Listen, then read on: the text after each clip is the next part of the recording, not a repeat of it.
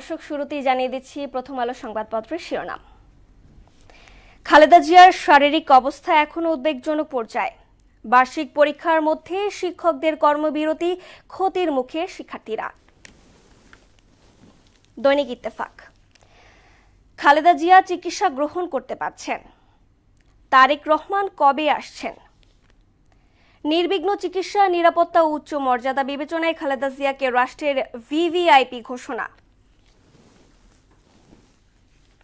সমকাল, অভিযুক্তকেই প্রমাণ করতে হবে, নির্দোষ না পারলে সাজা। স্থায়ী কমিটির বৈঠকে নির্বাচনী প্রচারের কৌশল নির্ধারণ।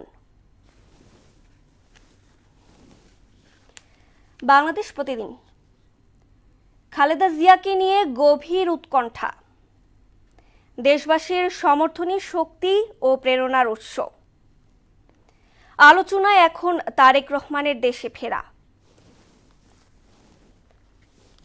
যুগান্তর শিরোনাম করেছে, ভূমিকম্পের উচ্চ ঝুঁকিতে 5 বড় হাসপাতাল, তারেক রহমানের প্রত্যাবর্তনের অপেক্ষা।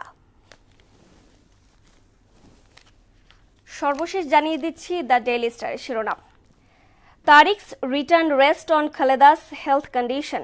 He is waiting for Khaleda to be fit for London travel. Fukrul. Secondary schools teachers call off strike exams back on track. এই ছিল সংবাদপত্রের গুরুত্বপূর্ণ শিরোনাম।